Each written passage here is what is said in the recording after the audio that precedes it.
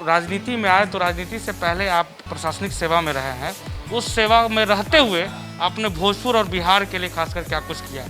और ये महत्वपूर्ण सवाल था क्योंकि भोजपुर की जनता भी जानना चाह रही थी। पर्यटन विभाग में आप रह चुके हैं, फिर उसके बाद गन्ना विभाग में रहे, 2 जिले के आईएएस ऑफिसर डीएम रहे हुए हैं।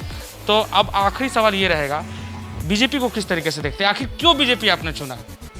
बीजेपी ही क्यों? देखिए, हमने जब निदेशक पर्यटन के रूप में हम जब काम संभाले तो हमने यहाँ के लिए बहुत सारी योजनाओं को स्वीकृत किया। आपको पता नहीं है तो ये भोजपुर में ये दिखते हुए नजर नहीं आ रहा। चाहे माँ अरण्य देवी चले जाइए, चाहे मथिन माई चले जाइए, ये सारी मूलभूत सुविधाएं जो बेसिक नेसेसरी आपने बताया है, चाहे वो बाथरूम की व्यवस्था हो या फिर पानी की व्यवस्था हो, लेकिन ये सब चीज़ तो यहाँ पे है ही नहीं। तो फिर ये जिला ही आपका है और इस जिले में ही नहीं है, तो सर ये कैसे कह सकते हैं? गीधा मेरा गांव हुआ और गीधा के रहने वाले हैं, भोजपुर मेरा घर है। बिहार के लिए क्या कुछ किया? क्योंकि बिहार के खासकर आप भोजपुर से आते हैं और भोजपुर अपने ज़िले के लिए कई सारे पर्यटन स्थल है, चाहे वो आयरन देवी हो या कई सारे मथिन माई हो। आपने पर्यटन को किस तरीके से बढ़ाया भोजपुर जब आप पर्यटन विभाग में थे, ये बताइए। देखिए, आप जनता तो पूछेगी सवाल, इंटरेस्ट नहीं शो किया। क्यों नहीं किया सर? बिहार की ये स्थिति बुरी स्थिति है, क्या लगता है आपको? नहीं, ये मेरा सवाल है सर, इन्वेस्टर क्यों नहीं आया? आखिर बिहार की स्थिति 15 साल पहले जंगल राज कहते हैं नीतीश कुमार, आपकी गठबंधन की सरकार है क्योंकि आप बीजेपी में हैं और अब आ चुके हैं, और एनडीए की सरकार है, 17 साल से सरकार चल रही है, अभी तक इन्वेस्टर नहीं ला सकते हैं, तो फिर सरकार कौन काम किए सर? किस लिए सरकार में बैठे हैं आप लोग? नमस्कार, आप देख रहे हैं आशा एक भारत, मैं रैना सिंह, और अभी हमारे साथ बिहार सरकार में जिस तरीके से आईएएस ऑफिसर और जिस तरीके से आईएएस जो हैं वो सेलेक्ट होते हैं, और ख़ासकर बिहार की धरती से कई सारे आईएएस ऑफिसर यूपीएससी निकाल के क्रैक करके आते हैं, लेकिन आईएएस बनते हैं, कई सारे पोस्ट पे जाते हैं, उसके बाद बिहार की राजनीति या देश की राजनीति में भी आईएएस ऑफिसरों का एक अलग करिश्मा दिखाई दे रहा है आज के दौर में। तो चलिए, आज हमारे साथ उदय कुमार सिंह हैं जो कि आरा के ही प्रॉपर रहने वाले हैं और ये बिहार बीजेपी के प्रदेश प्रवक्ता हैं। इनसे हम बात करेंगे कि किस तरीके से ये देख रहे हैं बिहार बीजेपी को और बिहार बीजेपी में किस तरीके से ये आगे बढ़ रहे हैं। सर, सबसे पहले तो आपका आशा एक भारत पे स्वागत है। बहुत बहुत धन्यवाद। आप बीजेपी ज्वाइन किए हैं, इसके पहले आप पर्यटन विभाग में भी थे और गन्ना विभाग में भी थे, और कई जिलों के आईएएस ऑफिसर भी, मतलब डीएम भी रह चुके हैं। किस तरीके से आपने ट्रैक चेंज किया और फिर इधर आ गए आप? देखिए, ऐसा है कि भारतीय प्रशासनिक सेवा में रहते हुए हमने बहुत तरह का काम और अनुभव प्राप्त किया। अनेकों तरह के काम को करते हुए जो हम लोगों को अनुभव होता है, उसको सही रूप में हम लोग जनता तक ले जाने के लिए यह महसूस किए कि राजनीति एक अच्छा प्लेटफॉर्म है जहां से हम लोग जो जनता की सेवा है उचित तरीके से कर पाएंगे, और अपने अनुभव का जो एक कलेक्टर, हम कई ज़िलों में नहीं, 2 ज़िला में हम जिला पदाधिकारी, बिल्कुल, लखीसराय और मुंगेर में हम डिस्ट्रिक्ट मजिस्ट्रेट रहे, और जो आईएएस ऑफिसर जिला पदाधिकारी के रूप में काम करते हैं उसको पब्लिक सर्विस कहा जाता है। पब्लिक सर्विस का ये मतलब हुआ कि जो काम दूसरे लोग करते हैं उससे बेहतर जनता की सेवा हम लोग करते हैं, जिसके लिए हमें सरकार के तरफ से वेतन प्राप्त होता है। तो वहाँ रहते हुए हम लोग जन सेवा करते हैं, जैसे मरीजों को अच्छा से अच्छा चिकित्सा व्यवस्था उपलब्ध कराना, किसानों को बेहतर खेती से संबंधित व्यवस्था उपलब्ध कराना, शिक्षा के क्षेत्र में, यानी जो आज के युग में जो आवश्यकताएं हैं, बेसिक नीड्स हैं, एक जिला पदाधिकारी के रूप में उन तमाम आवश्यकताओं को हम लोग राज्य सरकार से वेतन प्राप्त करते हुए जनता को अच्छा से अच्छा तरीके से मुहैया कराने का प्रयास करते हैं। सर, सवाल ये है कि आपने आईएएस ऑफिसर रहते हुए बहुत सारे काम किया, पर्यटन विभाग में भी आप गए थे। मुख्य सवाल ये है कि सर, आपने पर्यटन में रहते हुए बिहार के लिए क्या कुछ किया, क्योंकि बिहार के खासकर आप भोजपुर से आते हैं और भोजपुर अपने ज़िले के लिए कई सारे पर्यटन स्थल है, चाहे वो आयरन देवी हो या कई सारे मथिन माई हो। आपने पर्यटन को किस तरीके से बढ़ाया भोजपुर जब आप पर्यटन विभाग में थे, ये बताइए। देखिए आप, क्योंकि जनता तो पूछेगी सवाल। आपका बहुत अच्छा प्रश्न है। हम यहाँ पे पर्यटन में निदेशक भी थे और पर्यटन में अपर सचिव सह निदेशक भी थे। तो हमने बिहार के लिए जितने पर्यटन स्थल हैं वहाँ हम लोग पर्यटकीय सुविधाओं का विकास करते हैं। पर्यटन स्थल का विकास भी किया जाता है, लेकिन जहाँ पर पर्यटक जाते हैं उनके वहाँ पहुँचने पर उनको कम से कम असुविधा हो, वहाँ ज़्यादा से ज़्यादा उनको सेवाएं मिले, इसको विकसित करता है पर्यटन विभाग। उनके रहने का जगह हो, उनकी बेसिक एमिनिटीज़ के लिए वहाँ पे बाथरूम हो, टॉयलेट हो, पीने के पानी की व्यवस्था हो, उनके विश्राम का जगह हो। तो ये भोजपुर में ये दिखते हुए नजर नहीं आ रहा। चाहे माँ अरण्य देवी चले जाइए, चाहे मथिन माई चले जाइए, ये सारी मूलभूत सुविधाएं जो बेसिक नेसेसरी आपने बताया है, चाहे वो बाथरूम की व्यवस्था हो या फिर पानी की व्यवस्था हो, लेकिन ये सब चीज़ तो यहाँ पे है ही नहीं। तो फिर ये जिला ही आपका है और इस जिले में ही नहीं है, तो सर ये कैसे कह सकते हैं। भोजपुर ज़िले में हमने जब निदेशक पर्यटन के रूप में हम जब काम संभाले तो हमने यहाँ के लिए बहुत सारी योजनाओं को स्वीकृत किया। आपको पता नहीं है, ये मेरे ही कार्यकाल में वीर कुंवर सिंह से संबंधित तीनों जो उनके महत्वपूर्ण युद्ध के दौरान जो स्थल थे, जैसे कायमनगर, शिवपुर घाट, बीबीगंज, वहाँ उनका स्मारक बना, वो मेरे ही कार्यकाल का देन है।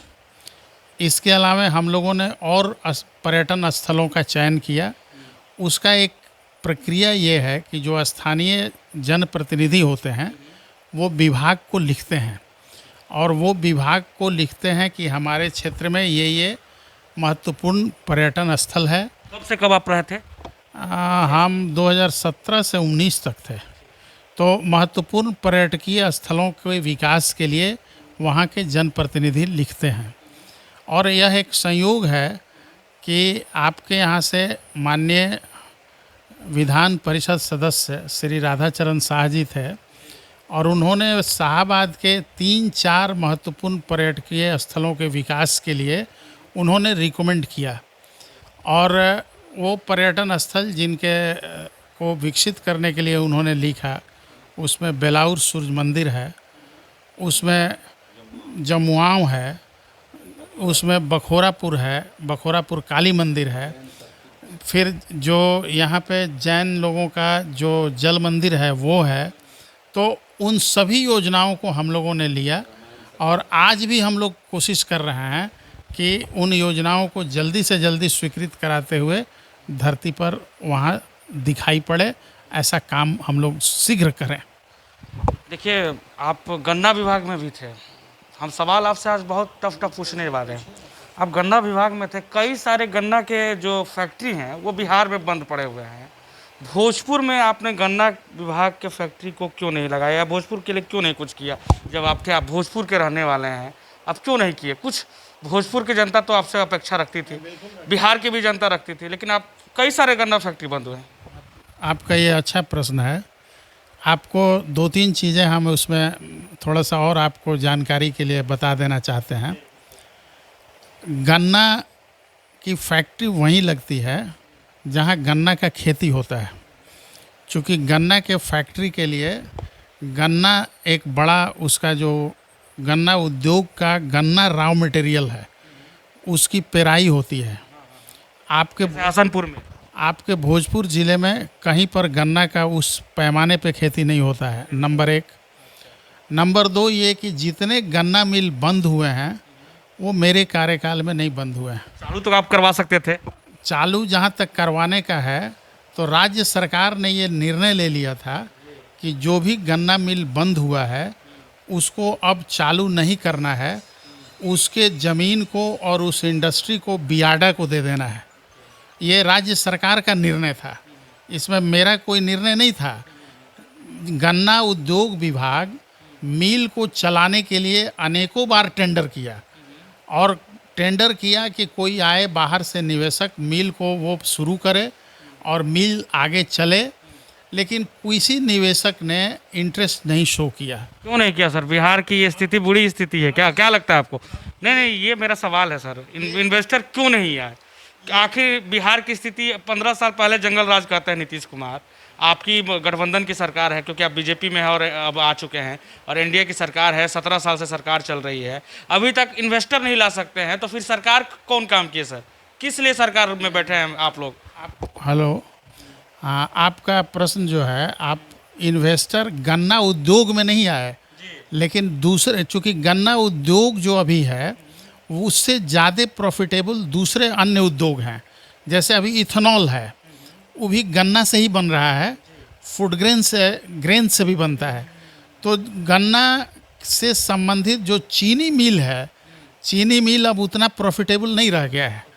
तो जो इन्वेस्टर्स थे उन लोगों ने गन्ना उद्योग में यानी चीनी मिल में इंटरेस्ट नहीं शो किया, इसलिए राज्य सरकार ने बियाडा को देने का निर्णय लिया, और अभी बियाडा के माध्यम से जो इन्वेस्टर्स हैं वो इथेनॉल बनाने के लिए आ रहे हैं। इथेनॉल बन रहा है, मतलब किसानों को लाभ मिलेगा उससे। हाँ, अब इथेनॉल बन रहा है, और हमें जहाँ तक जानकारी है लगभग 18-19 इथेनॉल प्लांट को लोगों ने स्वीकृत किया है। अभी उद्योग विभाग से उन लोगों को स्वीकृति मिली है, और बहुत जल्द, चूँकि इथेनॉल बायोफ्यूल है, उसका पेट्रोल में मिक्सिंग होता है, तो जो हम लोग पेट्रोल और डीजल का आयात करते हैं वो आयात भी कम हो जाएगा। जो सरकार का पैसा खर्च होता है डीजल और पेट्रोल को मंगाने में। कई सारे, आप भोजपुर से आते हैं, भोजपुर के लोकसभा के सांसद हैं आर.के. सिंह, वो भी एक्स आईएएस ऑफिसर, और आप भी एक्स आईएएस ऑफिसर, अब एक्स कह लीजिए, रिटायर्ड कह लीजिए, जो भी कह लीजिए, आप हैं। तो सवाल ये बनता है कि जितने भी आईएएस ऑफिसर हैं आप लोग, ये लोग क्या फॉलो करते हैं क्या एक दूसरे को देख के राजनीति अपनाते हैं क्या? आर.के. सिंह को देख के आप भी आर.के. सिंह बनना चाहते हैं क्या? अगला आर.के. सिंह फिर आरा के धरती से आप बनना चाह रहे हैं? देखिए, आर.के. सिंह एक आदर्श व्यक्ति हैं, अच्छे अधिकारी रहे हैं, और यह एक संयोग है कि हमसे आईएएस के इंटरव्यू में पूछा गया था कि आपने आईएएस बनने का क्यों सोचा, तो हमने बहुत सारी बातें बताई। इसके बाद हमसे ये भी पूछा गया कि आईएएस में आपका रोल मॉडल कौन है। उस समय ये मंत्री नहीं बने थे, राजनीति में भी नहीं थे, और यह एक संयोग था कि हमने इनका नाम लिया था। आईएएस के इंटरव्यू में हमने नाम लिया था कि हमारे रोल मॉडल आर.के. सिंह हैं। जब आपका इंटरव्यू चला था, आप आईएएस के लिए सिलेक्शन में जा रहे थे यूपीएससी के, उस समय आपने ये नाम लिया था? हमने नाम लिया था इनका, ये सच्चाई है। और फिर हमसे चेयरमैन ने पूछा, उस समय चेयरमैन थी केपी शुंगला, वो नागालैंड की चेयरमैन थी। तो उन्होंने पूछा हमसे कि आप आर.के. सिंह में क्या ऐसा खासियत देखते हैं कि आप बोल रहे हैं कि हमारे रोल मॉडल आर.के. सिंह हैं। तो हमने कहा कि ये एक ईमानदार और अपराइट अफसर हैं, और हमको उनका ईमानदारी और अपराइटनेस पसंद आता है, इसलिए हम उनको अपना रोल मॉडल मानते हैं। उस समय ये राजनीति में नहीं आए थे। कब की बात है सर? ये पुरानी बात है, और हमारा और उनका कोई कांटेक्ट भी नहीं था, हम इनके बारे में सुनते थे। अब तो चूँकि हम यहाँ के, गीधा मेरा गांव हुआ, और गीधा के रहने वाले हैं, भोजपुर मेरा घर है, और हमारे ये जनप्रतिनिधि हैं, तो इस विषय पे हमें नहीं कुछ कहना है। हम ये कहना चाहते हैं, आपने जो कहा था वो आप ही के जिले में आके, और आप ही के वो जनप्रतिनिधि, हमारे जनप्रतिनिधि बने, तो इनको काफ़ी नज़दीक से देखने का मौका मिला, जो काम कर रहे हैं, यहाँ के लोगों के साथ जो उनका इंटरेक्शन है। मुलाकात हुई है कि नहीं? 1-2 बार मुलाकात भी हुई है। उनको वोट देने के लिए जब हम आए थे, उस समय हम उत्तर प्रदेश में अयोध्या और अम्बेडकर नगर में ऑब्जर्वर थे, तो चुनाव वहाँ का हो गया था, काउंटिंग नहीं हुई थी, तो हम उनको वोट देने के लिए एज एन ऑब्जर्वर यहाँ आए थे और उनको वोट दिए थे। तो यह एक संयोग है कि वो भी एक पुराने प्रशासनिक पदाधिकारी रहे हैं, वरीय स्तर पर काम किए हैं, भारत सरकार के गृह सचिव रहे हैं, और एक अच्छे अधिकारी के रूप में उनका नाम है। तो उन्होंने भी इस जगह को चुना, यहाँ पे आए, यहाँ वो काम अपना सेवा दे रहे हैं। ये हम लोगों के लिए खुशी की बात है और हम लोगों का तो यही घर है। तो हम लोग यहाँ पे अपना आते जाते, पढ़ने के समय से हम लोगों का यहाँ लगाव है। हम लोगों की तो पूरी शिक्षा यहीं हुई है, स्कूल से लेकर कॉलेज तक। कहाँ पढ़े हैं सर, बताइए, कुछ लोगों को, दर्शकों को भी बताइए कहाँ। महाराजा कॉलेज के स्टूडेंट रहे हैं। महाराजा कॉलेज से आपने हाँ, हमने महाराजा कॉलेज से स्कूलिंग कहाँ से किया आपने? स्कूलिंग हमारा यहीं कुल्हड़िया हाई स्कूल से हुआ। तो हम लोग तो यहाँ शुरू से जुड़े हुए हैं और यहाँ राजनीति या गैर राजनीति कोई विषय नहीं है। बहुत अच्छे से पढ़ा होगा आपने भोजपुर को। हाँ, देखे हैं, हम यहीं इसी मिट्टी में पले हैं, बड़े हैं, पढ़े हैं, तो हमने तो देखा ही है। और निश्चित तौर पे यहाँ के लोगों से, आप तो थोड़ा हम लोगों से उम्र में कम हैं, तो अब एक जनरेशन गैप हो गया है, लेकिन इसलिए धीरे धीरे अब उतना इंटरेक्शन नहीं रहा। नहीं तो पहले तो जब तक आरा हम लोग नहीं आते थे तो लगता है कि कुछ छूटा हुआ है, कुछ मिसिंग है। तो ये स्थिति रही है। कहीं भी आप रहे हो, लेकिन आरा जब तक हर रविवार को अपने गांव पर आते हैं। हर रविवार। हाँ, नौकरी में भी आते थे और आज भी आते हैं। शनिवार रविवार को हम गांव पर रहते हैं और गांव के लोग सब आपको जानते हो, सब लोग जानते हैं। नहीं, न्यू जनरेशन भी सब लोग जानते नहीं हैं। सब लोगों का हमसे लगाव और जुड़ाव है और उन लोगों के दिमाग में रहता है कि हमारे घर के हैं और किसी भी वक्त मेरे लिए कुछ काम करेंगे। इस ख्याल से वो लोग हमारे साथ जुड़े रहते हैं। देखिए, आप प्रदेश प्रवक्ता हैं। हम आज ज़्यादा सवाल उस लाइन से इसलिए नहीं पूछ रहे हैं क्योंकि आप आरा में पहली बार हमारे चैनल पे आए हैं और हमारा, हाँ नहीं, हम इसलिए प्रदेश प्रवक्ता, एज ए प्रवक्ता मैं नहीं पूछ रहा हूँ। मैं जानना चाह रहा था आपसे कि आप राजनीति में आए तो राजनीति से पहले आप प्रशासनिक सेवा में रहे हैं। उस सेवा में रहते हुए आपने भोजपुर और बिहार के लिए खासकर क्या कुछ किया? और ये महत्वपूर्ण सवाल था क्योंकि भोजपुर की जनता भी जानना चाह रही थी। पर्यटन विभाग में आप रह चुके हैं, फिर उसके बाद गन्ना विभाग में रहे, 2 जिले के IAS ऑफिसर, DM रहे हुए हैं। तो अब आखिरी सवाल ये रहेगा, बीजेपी को किस तरीके से देखते हैं? आखिर क्यों बीजेपी आपने चुना? बीजेपी ही क्यों? देखिए, भारतीय जनता पार्टी निश्चित तौर पे बिहार में जितनी पार्टियां हैं उसमें यह एक राष्ट्रीय पार्टी है। भारतवर्ष में सबसे बड़ी पार्टी है। लोग तो ये भी कहते हैं कि दुनिया की सबसे बड़ी पार्टी है। तो जो इतनी बड़ी पार्टी है उसमें काम करने का बड़ा अवसर मिलेगा और हमें अच्छा से अच्छा जन सेवा करने का मौका मिलेगा इस पार्टी के माध्यम से। ये ख्याल भी मेरे मन में रहा।